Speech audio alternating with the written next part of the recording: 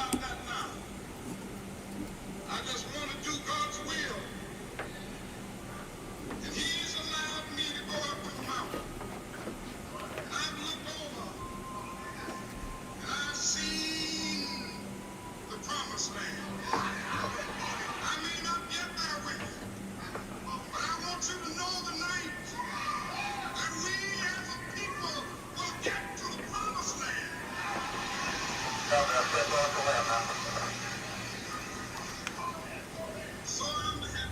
I'm not worried about anything. I'm not fearing anything.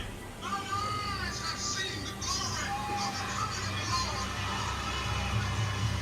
That's one small step for man.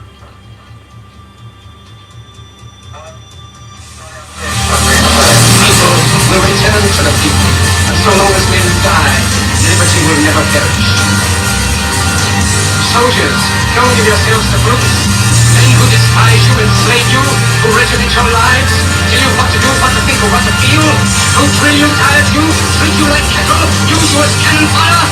Don't give yourselves to these unnatural men, machine men, with machine minds and machine hearts. You are not machines, you are not cattle, you are men, you are men, you are men.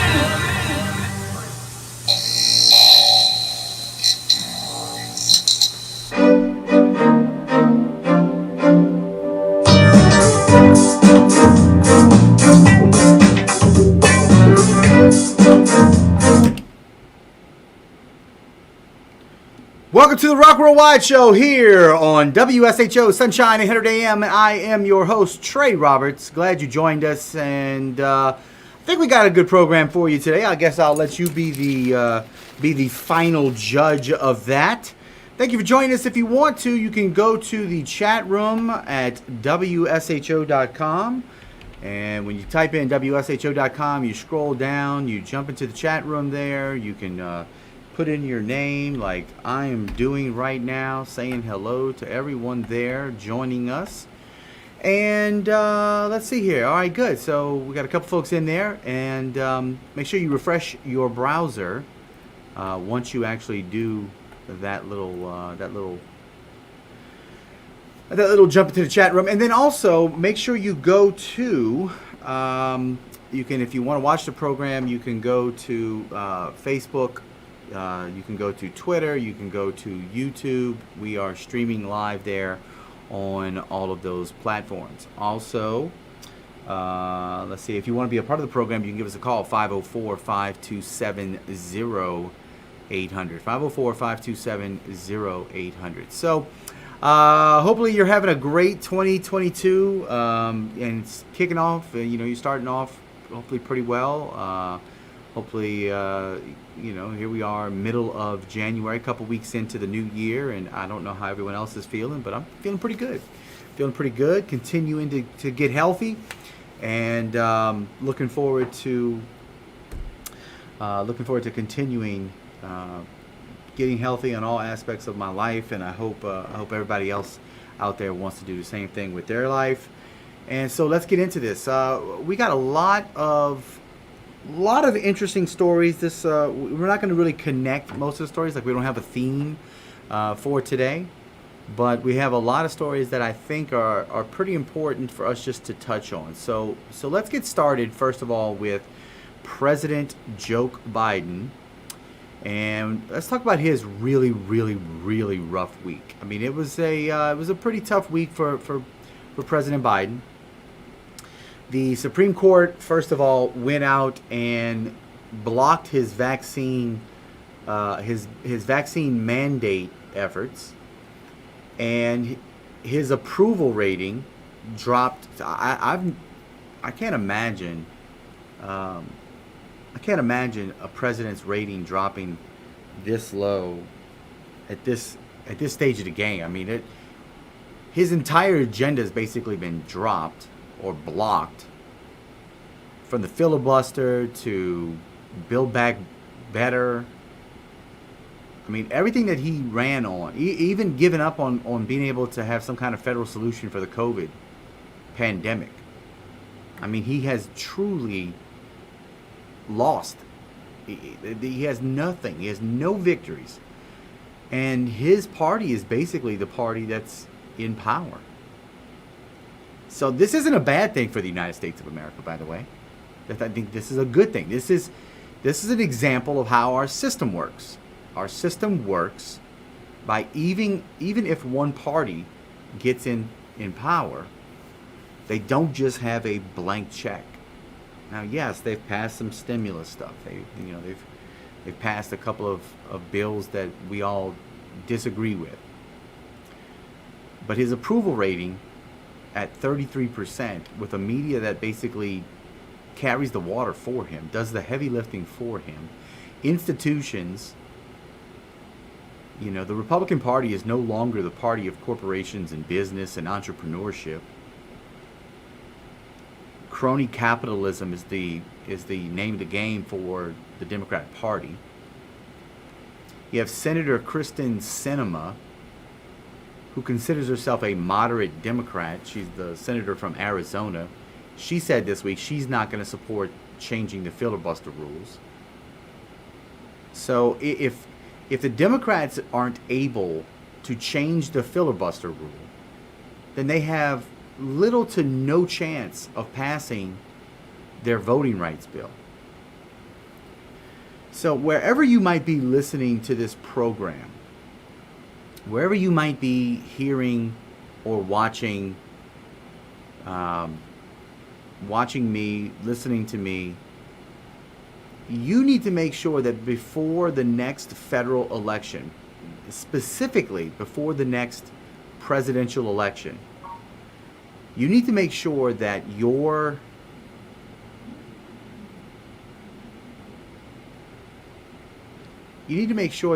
state's voting system is on lock.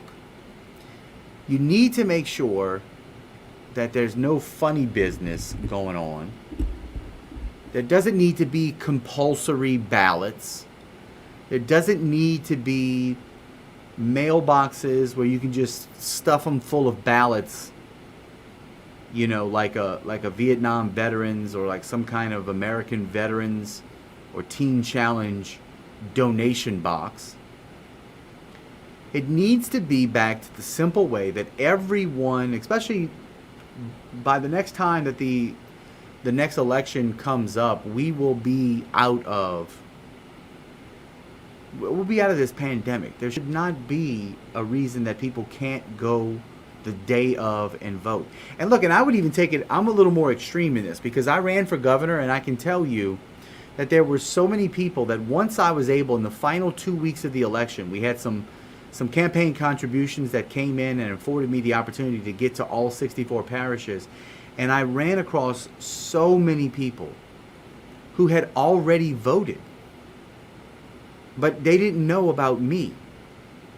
And when I met them, now they could have just been telling me this, but when I met them and I talked with them, they said they would have more likely have voted for me than vote for Bobby Jindal, because there wasn't anybody else on the other side of the aisle that they considered even voting for. Early voting benefits the incumbent. So again, we need to have ways where people who are disabled, people who are sick, people who are going to be out of town, people who have legitimate reasons, we need to make sure that our state laws are adequate enough to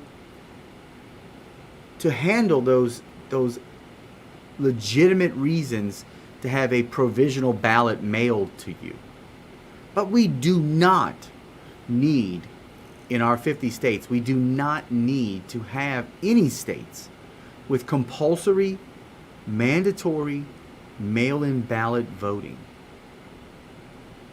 It just creates too much opportunity for election fraud, whether it's coordinated or not. Now, we know that there were instances where we have video, we have personal testimony, we have sworn affidavits. We have a lot of evidence that in a handful of states, We have enough evidence to show that there was corruption. Here's the problem. Which ones do you invalidate? So if there's a batch of ballots and there's some corrupt ballots in there, some illegal ballots in the batch, along with some legitimate ballots, you're sort of caught between a rock and a hard place, because you can't just throw the whole batch out. This is what local election officials, this is what they're banking on. This is what they understand to be the case. So they corrupt it a little bit, and then by corrupting it only a little bit, although the whole thing is now, the entire election is skewed, they know that there's not going to be enough will of the people to invalidate millions of votes without ballot by ballot going in and throwing out one at a time. And for that, the states don't have the manpower, the means, or just the ability, as far as I can tell. And I don't know every state's situation, but that's what local officials that do these sorts of behaviors to the thing. So we can point out all day long the election fraud. We can point out all day long the corruption in these federal elections. What we are unable to do is talk about how to remedy these things when we see them. That's the difficult part. So without the filibuster rules, the Democrats are going to have no chance of passing their voter rights bill and taking over all the national elections. Again, that's good. So by the way, the Supreme Court blocking the vaccine mandate, good. I told you guys, when President Biden came out and did his little press conference about 6-7 months ago and said that he was implementing a national vaccine mandate and that he was going to get OSHA, I told you that it was just a press conference. There was no mandate. There has never been a mandate in the private sector. Immediately, companies sued the federal government, saying that this was unconstitutional. OSHA was going to take 6 months, and then OSHA knew they didn't have the authority to be able to mandate vaccines. They are workplace safety. They are not public safety. And if OSHA was ever given public safety powers, their powers would literally be endless as to what they could and could not mandate or prohibit. So it's good that the Supreme Court blocked the vaccine mandate. I do believe that there is a possibility for the public sector, for government, that the mandates are still in effect. So that means the military, anybody who works for the federal government on any level. And I would be fine with people taking a stand and, getting out of the federal government because of this vaccine mandate. But I also know that if we can get Joe Biden out of office in 2024 and put a Republican in office, that Republican will probably, by executive order, reverse the federal mandate. So the Supreme Court did their job for the private sector. That's going to open up, in my opinion, a lot of lawsuits, a lot of people who lost their jobs, because employers knew that they had 6 months. 6 months before OSHA was going to issue its mandate.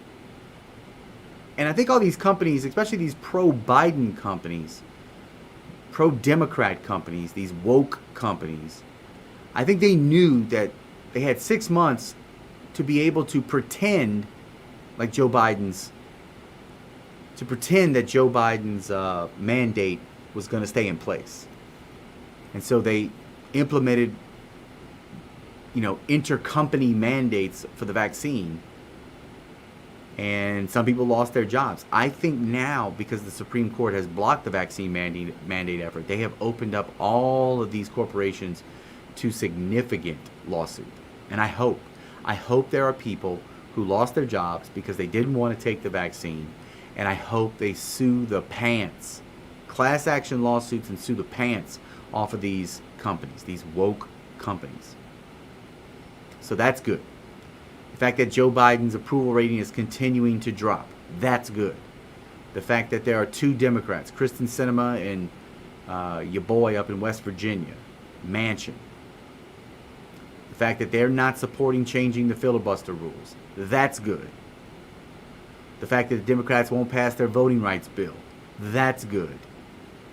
The fact that they won't be able to, without the filibuster, be able to give statehood to Puerto Rico and the District of Columbia, that's good. And anytime Kamala Harris can get in front of the microphone and talk for you and me, that's good. In fact, I know everybody probably heard her answer to whether or not the administration was planning to change their tactics on COVID policy. And Kamala Harris, the great wise philosopher that she is, said the following, quote, "It is time for us to do what we have been doing, and that time is every day." What? What? Please keep letting her talk. Please put a microphone. Please, mainstream media, please put a microphone in front of Kamala Harris's face as much as possible. Now, have you felt it? Have you felt it, ladies and gentlemen? If you bought a steak lately, you probably felt it. It's up 18.6%. Oranges, poranges, who says nothing rhymes with oranges? Oranges are up 9.9%. Inflation is still going up. In fact, in the month of December, it's been reported that inflation rose to 7% in December. It rose 7% in December. That is the highest number in 40 years. And from what I can gather from some of the places that I trust the information. From what I can gather, most of the inflammation, it's like inflammation. Most of the inflation is due to all of the stimulus money that has come in since the Biden administration. Now, Trump gets a little bit of credit for this because Trump put out a little bit of stimulus as well. But Biden really ramped it up in his first year. And all of that free money with no goods, no services, nothing transferred, just people getting money, is causing things to become more expensive. So I think we'll see a rapid recovery. In fact, I think that this will help Joe Biden going into re-election. That I think we'll see gas prices drop a little bit by the end of this year. I think we'll see the inflation either level off or start coming down a little bit. I think you'll start getting a little bit of relief in your personal spending. So that's good. For the country, but I think we'll still understand that we're one crisis away from the Democrats really, trying to grab control over everything, controlling our lives, and that's not good. Now, I know a lot of us on this particular radio station, a lot of us tend to not really like. Let me throw this up here real quick to my boy Kenneth Cochran right here. Woohoo to that hashtag no mandate. Yeah, I agree with that. Let's see, back to this. So many of us on here, we come from a Protestant tradition. And a lot of times we tend to just be anti-Catholic, more so than we are pro-Protestant. And I'm not a big fan of Pope Francis, okay? I'm not. It feels a little too socialistic to me. But it's sort of to be expected when you come from South America. You come from where liberation theology really took hold, so I get it. But I've also seen Pope Francis say some things that I wouldn't expect your average liberal or your Bernie Sanders type or your political left type to come out and say. And this week was one of those weeks. So this is another good thing. I'm full of good news today. This week, the Supreme Pontiff came out strong in a statement that I'd like to read to you. And in this statement, he denounces cancel culture. And in his State of the World speech, denouncing cancel culture is a pretty strong statement. Here's what he said, quote, "I consider this a form of ideological colonization, one that leaves no room for freedom of expression, and is now taking the form of the cancel culture, invading many circles and public institutions. Under the guise of defending diversity, it ends up canceling all sense of identity, with the risk of silencing positions. A kind of dangerous one-track thinking is taking shape, one constrained to deny history, or, worse yet, to rewrite it in terms of present-day categories."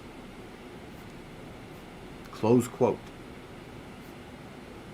Ladies and gentlemen, that I don't know if the Vatican's Slack channel got dragged, or by Pope Francis, or somebody said something that riled him up, but maybe someone showed Pope Francis the 1619 Project. I don't know, but I'm really happy, and this is the main look. This is the main thing. We're in a time of identity politics. We're in a time when everybody is trying to be special. And it's in trying to be special that people are actually losing their individuality. And so Pope Francis is dead on. Cancel culture ends up canceling all sense of identity. You have to conform to one particular ideological mindset. You have to line up with the way that the mob is thinking. And if you don't, we're just gonna get rid of you, and you simply cease to exist. This is the danger of cancel culture. This is what we're talking about when we talk about cancel culture, and the Pope gets it. The Pope understands it, at least in this speech. The idea that you could be ideologically colonized that's an incredible way to put the idea of cancel culture. Now, many of you, of course, have been banging the bongos about COVID. You've been skeptical and frustrated with our government handling, going all the way back to the Trump administration. And Omicron may be one of the best things that could happen to us or for us as a human race. Because what's happening now is Omicron is a variant of COVID that is on par with measles in terms of its transmissibility. The original alpha variant of COVID was a 2 to 3. If you got infected, 2 or 3 other people were going to be infected by by your one infection. Health officials got really spooked when Delta came along because Delta seemed to be more severe than the Alpha variant, but it also was more transmissible. In fact, you would have anywhere between 5 to 6 people for every one person infected or testing positive for COVID-19. 5 to 6 people would get infected from that one person. So when South Africa first started giving out their numbers and we started seeing 8 to 10 people, we didn't know the severity of COVID, of the Omicron variant. We didn't know the severity of it yet. But we just knew that this thing was on par with measles. Back in the day, if one person got measles, you were looking at 8 to 10 other people that were going to get measles as well. This is why the measles vaccine has been one of modern medical medicine's miracles. It's because we pretty much have isolated through vaccination. We've isolated the severity of measles. Now, look, I know parents today in circles that I run in that they simply do not vaccinate their kids for measles because they say, "Hey, I don't see anybody with measles. Why would my child need a measles vaccine?"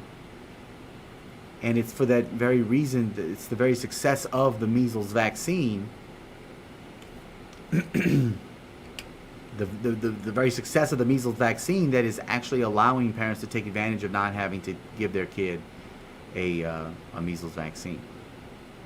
Now you look at places like when the Afghanistan refugees came to the United States in this last debacle, those that were rescued, they had to be quarantined because they were in the midst of a measles outbreak. So not only did many of them have measles, but they immediately inoculated them with the measles vaccine.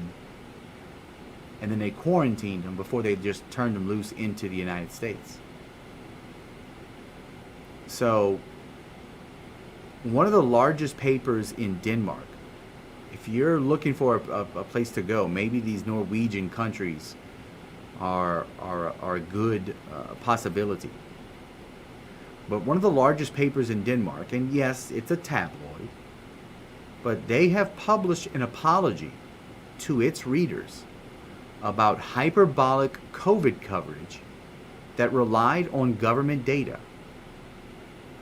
The headline of this article is "We Failed."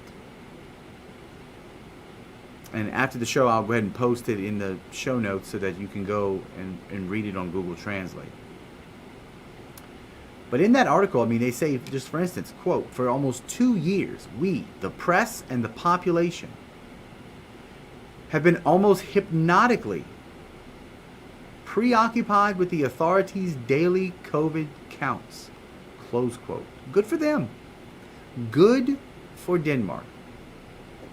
Meantime, the White House is issuing directives to social media companies to, quote, "curb the spread of misinformation." Close quote. So this is why you need to unfriend and unlike everybody in your social media. You can still use, for instance, like Facebook Messenger through your Facebook account and contact people. But going through your news feed or your wall or whatever Facebook calls it now is just algorithm driven. You're not even seeing all of your friends. And you really don't want to know that much about your friends anyway. Look, on Twitter, I only use Twitter to aggregate information from people that I'm actually interested in. So I only follow like 60 people on Twitter. I only have 5 friends on Facebook. And for the most part, I use Facebook, YouTube, and Twitter just as a repository for the work that I do so that somewhere in the future somebody has a record of the things that I've said since going way back to the Obama administration. But you just got to get off of social media, and especially get off of things like TikTok, which is run by the Chinese and is just collecting all of your data. And you got to get off of Instagram, which is just the old Facebook. Instagram's algorithm works like the original Facebook algorithm. And that's how Facebook took off, because it was so addictive. You got to get off of Instagram. You got to get off of TikTok. You got to learn Snapchat so you can funny text with your children. But it's time to just get rid of social media and stop getting information from social media, because there is a lot of misinformation on social media. And with the future coming with deep fakes and the ability to be able to, like Adobe, the company that came out with the PDF and all the editing software, they have an ability to take like 10 seconds of audio recording from a real person and then reproduce that audio voice to where we're getting to a point where you're not going to be able to just listen to something real quick or watch something real quick and know whether or not it's legitimately that person. And there are some really high stakes with this technology, with the deep fakes that's coming, by the way. So I think the dam has broken. It's not broken wide open, but I think people are really beginning to see that, hey, look, the vaccines are safe, they're effective. Yes, there are some people that are going to have adverse reactions. If you are not vaccinated and you've had COVID, regardless of the variant, you have natural immunity, that's good. Maybe somewhere in the future you get a booster, maybe you don't. Mandates are bad, whether from the government or from employers. But I think now, because of Omicron, if you get Omicron, you're basically going to get a head cold, some sore throat, and then you're going to have some natural immunity that actually does protect you from getting other variants, especially Delta, which is the worst of the three that we've seen so far.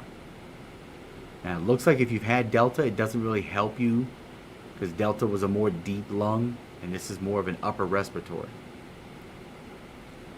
But if you're looking for a place to go, Denmark might be that place. Now, I don't know if you saw this or not, but this would be considered real racism. You know, we often talk about race, and we talk about,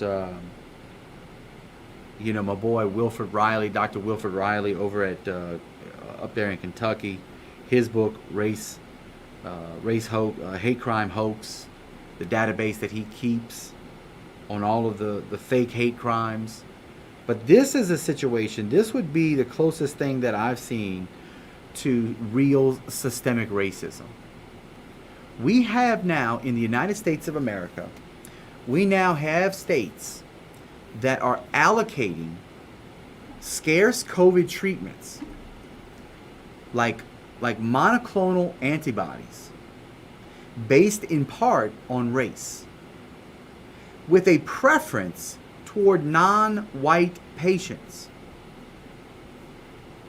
Now, New York State policy makes minorities effectively automatically eligible, while other patients have to meet specific health requirements. Now, the Washington Free Beacon's Aaron Sabarium writes about the schemes to determine who gets prioritized. In that article, he writes, Aaron does, quote, "In Utah, Latinx ethnicity counts for more points than congestive heart failure," close quote. And in Minnesota, health officials have devised their own ethical framework that prioritizes black 18-year-olds over white 64-year-olds. Now, thanks to some public scrutiny, it looks like that Minneapolis has backed down on this particular policy. This is real racism. When you're using race as the primary means to determine who gets medical care, this is Jim Crow. This is what we saw, many years ago, during the time of segregation and during the time of Jim Crow and, all that stuff. So this would be considered real racism, and this has nothing to do. You can't give preference to a group of people just based off of their skin color or their ethnicity. You just can't do it. That is systemic racism. That is the definition of systemic racism, and it just can't be done. Now, this one we're going to have to take some time to think about. And before we do, I want to go into the chat room real quick. And RG says, injecting children with the vax is child abuse. Okay, thank you, RG. So this next story, I don't know if you heard about this. There's been a lot of hype, a lot of newsworthiness of this Leah Thomas. He was born a man, and up until about a year ago, lived as a man, trained as a man, as a swimmer, and now he transitioned and is living as a trans woman, and he's been breaking records on the women's team and all throughout swimming by like 30 to 50 seconds in some events. But there's been an interesting twist, and I need to think about this because I don't really understand it. The headline is, trans man beats a trans woman. Let me think about that live on the air here for a second. A trans man is a biological woman who then transitions to be a man, to live as a man. So my question is, how was a trans man able to compete against a trans woman if the trans man would be competing against men and the trans woman would be competing against women? They would never race against each other. So I don't understand. So she lost 2 of her 4 races this past weekend, but she was beat in the pool by a trans man who was also swimming on a women's team. So this is a trans man is a biological woman who then transitions to live her gender identity as a man. So is this a woman who was like on hormone, like on steroids, basically on testosterone, but was still competing with women and hadn't started competing with men yet? And so the two met up? So the winner of the 100-yard freestyle event last weekend was Isaac Hennig, who swims on Yale's women's team. And so now Isaac, who identifies as a man, but who is biologically a woman, and swims on Yale's women's team, ended up competing against UPenn's swimmer, who is biologically a man and transitioned to be a woman, and is now on the University of Pennsylvania's women's team. And so when the UPenn team and the Yale team, the women's teams came together, that's where the trans man and the trans woman met up. And so let's see if we can look at some of the details. NBC is reporting that in Penn's last home meet of the season against Yale University and Dartmouth College, Leah Thomas won the 200-yard freestyle and the 500-yard freestyle. Though Outsports reported that the margins of her wins were much smaller compared to her performance at the Zippy International in Ohio last month. At that meet, she set at least 3 records and won the 1,650-yard freestyle by 38 seconds, adding fuel to an ongoing debate about whether the NCAA's guidelines for transgender athletes are strict enough to ensure fair competition between trans women and cisgendered women, non-transgendered women. Though Thomas managed to win 2 events Saturday, she came in 6th in the 100-yard freestyle after competing head-to-head against Hennig, a junior at Yale. Now, Hennig is eligible to compete on the women's team as a trans man because he's chosen not to receive gender-affirming hormones. All right, well, that answers that question. So, Hennig wasn't on steroids, was not on testosterone. Guidance for transgender athletes issued in 2011 by the NCAA, which governs intercollegiate athletics, states any transgender student athlete who is not taking hormone treatment related to gender transition may participate in sex-separated sports activities in accordance with his or her assigned birth gender. So when a trans male athlete does receive testosterone as part of their transition, they're no longer eligible to compete on the women's team and may compete on the men's team.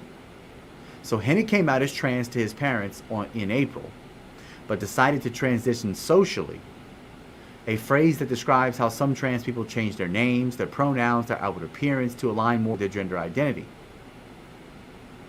I could start hormones to align more with myself, or wait, transition socially, and keep competing on the women's swim team.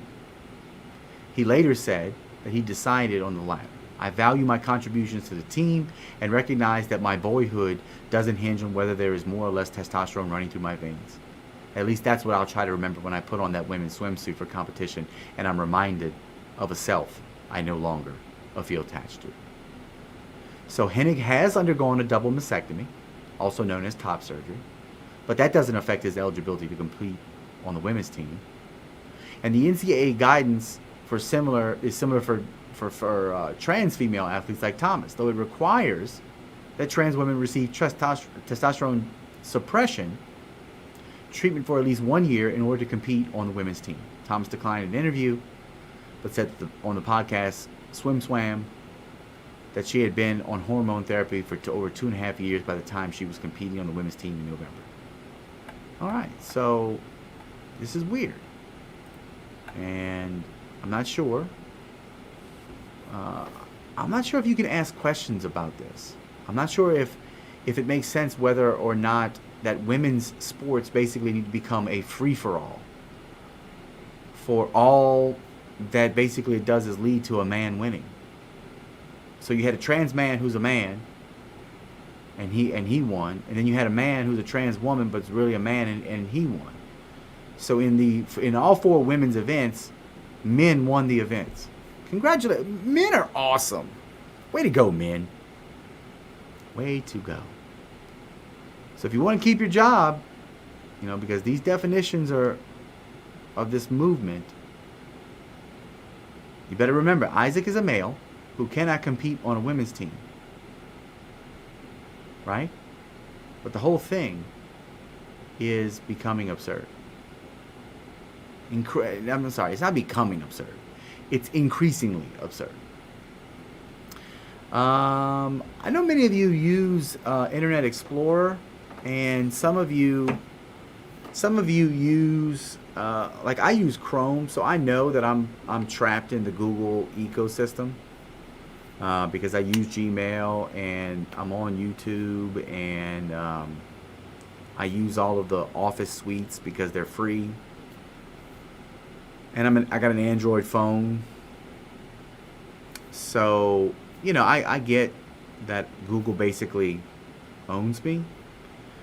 Then there's the Internet Explorer, the new Windows version. And then I know you Apple folks love Safari.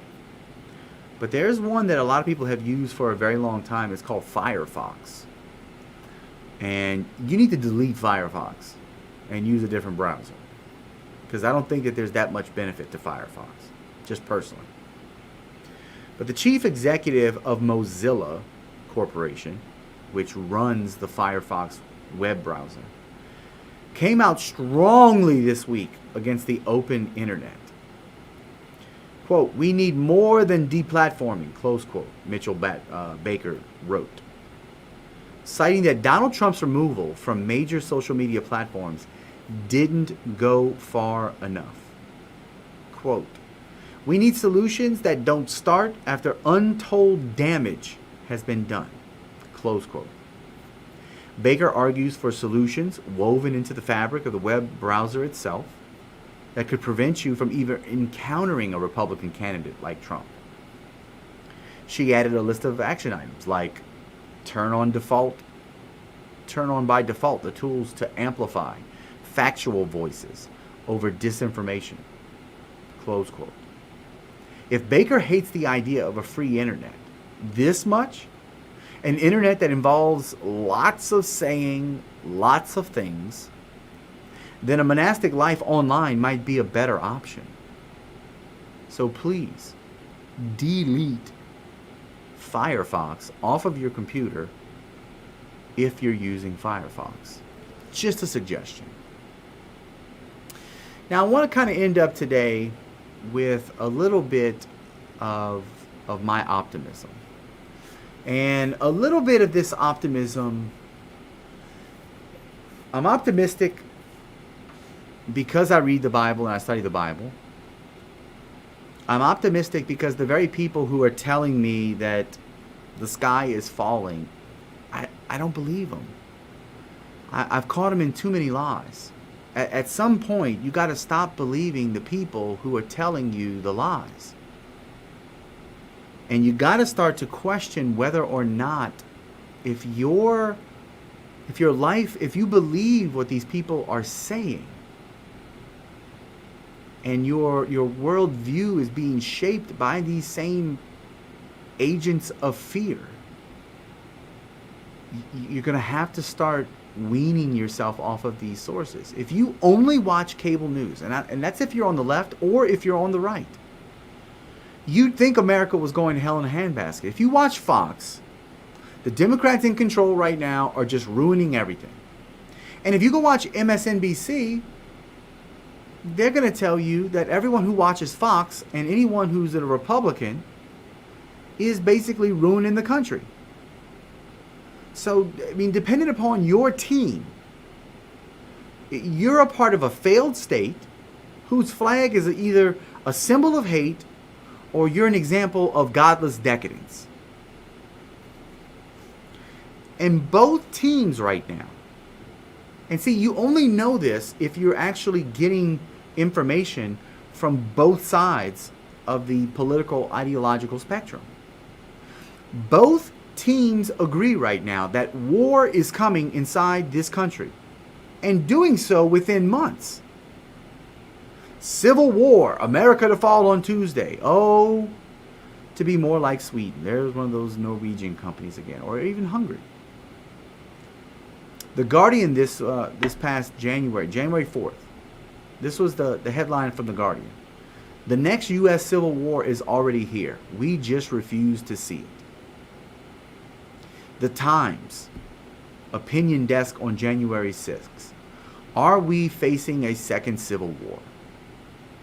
NPR on January 11th. Imagine another civil war, but this time in every state. Marjorie Taylor Greene, she called for a national divorce between red and blue states. So listen. Because I am a follower of Jesus Christ, because I try to be faithful with reading and studying the Bible, I'm an optimist. All of this strikes me as hyperbolic. Whether it comes from Fox, OAN, Newsmax, or it comes from MSNBC, CNN, CBS. So there's an economics writer that I highly recommend. His name is Timothy B. Lee. He's got a great blog. It's called The Full Stack Economics. And he wrote this week something that I thought was interesting. He said that one of the worst aspects of current politics is the bipartisan consensus that America just kind of sucks. On the left, you have the relentless negativity of woke politics, and on the right, you have the relentless negativity of Trumpism. But he still makes this case for optimism. And here's kind of his making the case. Big picture, economically, America is still the richest large country in the world on a per capita basis. The median family in America is richer than the median family in most European countries. The median disposable household income in the U.S. in 2019 was $42,800. That's compared to $36,675 in Canada, $31,323 in Germany, $28,585 in France, $25,730 in the UK, and $21,728 in Japan. And here's the news, folks. We're getting richer over time. In 1960, an American family spent 7% of their budget on clothing. Now, it's 2%. Today, most middle-class Americans have a closet full of clothes and really wouldn't have space for more. The United States economic model produces not only a lot of wealth, but inventions that the whole world benefits from. If you look at the most dynamic technology and pharmaceutical companies, a hugely disproportionate share are here in the United States. Another piece of America is great evidence. Way more people move from other developed countries to the U.S. than vice versa. We're not talking about the refugees. We're not talking about people who are coming from third world countries.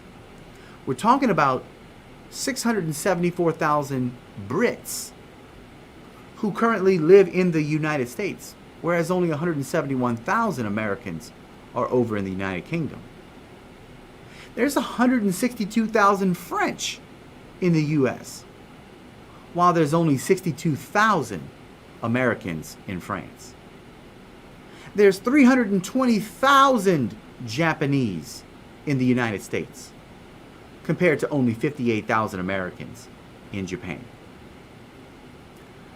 When I hear a lot of you, or when I hear people in pulpits, and all they want to bring up is negativity, it bothers me, because this is a self-inflicted thing. Everybody has this impression that there's these crises everywhere, and they feel really panicked about the other side because they think that there's only a few years left. And look, there's things that I worry about,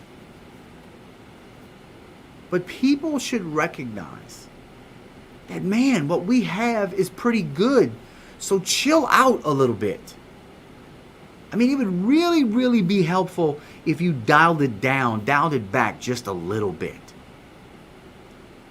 Doomsday thinking feels good. It's pleasing. Among liberals and progressives, I think it comes from like a sort of self-indulgence and a self-absorption. It makes you feel like you're the star of the show, struggling to survive under late capitalism, just one election away from the end of democracy, and probably months from violent civil war. And if you're on the right, I think much of it comes from a kind of nihilism, or this justification for sitting back and doing nothing.